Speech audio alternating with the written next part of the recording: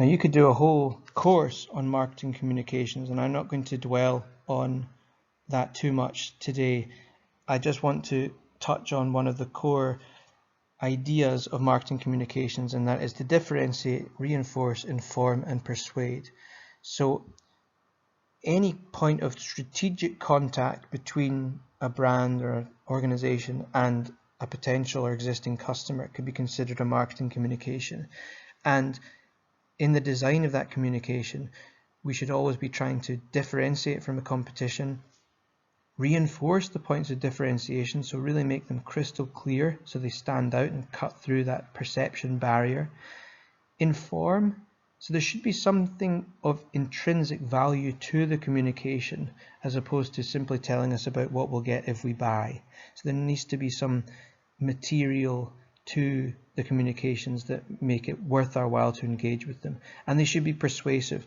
This idea of a call to action. Communication should always be calling us to some form of action as consumers in order to convert us to doing something that will bring return to the brand. And we're all aware of what brands are, and I'm sure we're also aware of the fundamental role that they play in the contemporary marketing environment. A brand connects the four critical elements of any given organization: its customers, its employees, its management structures, and its shareholders. So a brand is nothing but an assortment of memories in the customer's mind, really. It represents values, ideas, and even personality in relation to that business. It's also a set of functional, emotional, and rational associations and benefits which have occupied target markets' minds. So these things have found their way into our understanding of, or different target markets' understanding of the brand. So in order to think about that, there are two different perspectives, because we've got the consumer brand perspective and then the actual organization's perspective on the brand and its role that it plays. So for us as consumers, the brand signifies or represents the source of the product that we've bought. It represents risk and ideally the lowering of risk in the purchase because of the brand, what the brand communicates.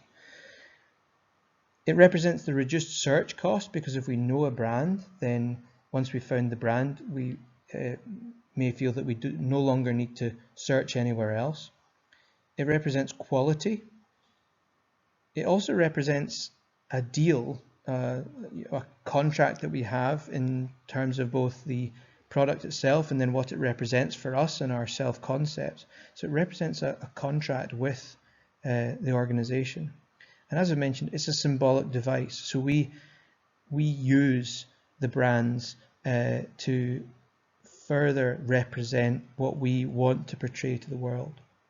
To the organizations, the brand means simply a basis of competitive advantage. So there is actually equity, there is value in the brand for the organization as a weapon of competitiveness. It's a way of bestowing its products with unique associations.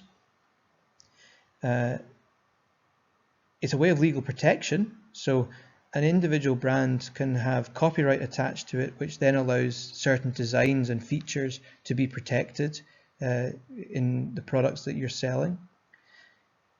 It's a reinforcement of quality to your potential customers, and it's quite simply a means of financial return. So having a brand and having equity within your brand represents a means of achieving financial returns. And these days, brands and brand architecture can be rather complex. So you not only have brands, but you have houses of brands and umbrella brands. So you've got things like Louis Vuitton, Moet Hennessy, which own a swathe of different luxury brands. And even on campus at Heriot Watt, you've got a Marriott Courtyard. That's an example of a kind of endorsed brand. So you've got Marriott hotels, and then it creates sub-brands which it uses the Marriott name to endorse in order to imbue a sense of quality. Even a ubiquitous brand like Polo is Polo by Ralph Lauren. Ralph Lauren is the overall umbrella brand, if you like, and it's using the Ralph Lauren name to endorse its Polo brand.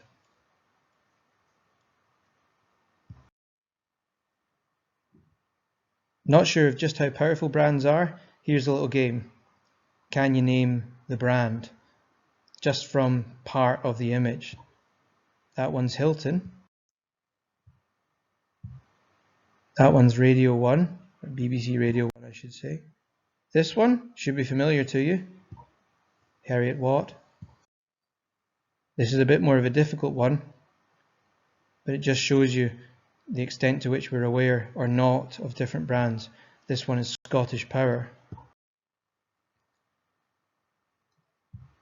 One Direction, everybody's favourite boy band.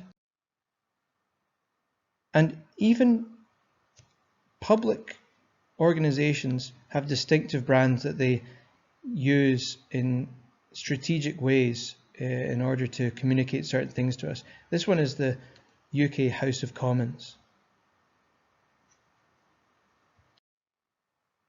Blake Lively promoting Chanel. And good old Leo promoting Tag Heuer watches.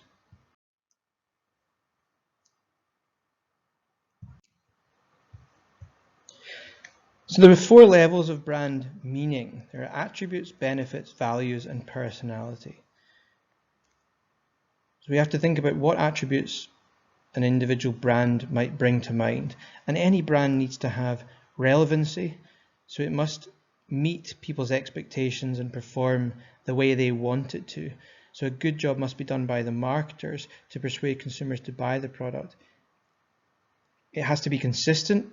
A consistent brand signifies what the brand stands for and builds customers' trust in the brand. So making sure that the way in which your brand is presented across all channels is consistent is important. It must be properly positioned. So it should be in the right place for a target audience's mind so that they see it and prefer it over other brands. It should be sustainable. So a strong, sustainable brand makes a business competitive, but that brand should be sustainable across generations and over time in a way that it accrues value rather than value diminishes over time. A good example of the strength of a brand sustainability is Marks & Spencer. So despite poor market performance, Marks & Spencer's brand remains strong. It should be credible, it should be distinctive or unique, and obviously it should be appealing. And that then communicates what benefits customers associate with the product, how the target consumer's values are wrapped into the way the brand represents itself. And then even things like personality. So what kind of person would this brand be, and how does that correspond to the target segments? So there has to be some synergy between the sort of personality a brand has and the people who buy from it. You can think of Virgin as a great example of a brand which it's really a house of different brands. You've got, just like we mentioned with Marriott, you've got Virgin Atlantic, you've got Virgin Active Gins, you've got Virgin Bank, but the personality that Virgin brands have relates closely to the sort of target segments that they are addressing. If you take this as an example with Mercedes-Benz, the kind of attributes that it has: well built, durable, and high prestige. Its benefits are that the brand communicates that it's safe, reliable, high social status. Values, the values of the kind of people that would buy a Mercedes-Benz, they would be people who want to be safe, want to be respected in society.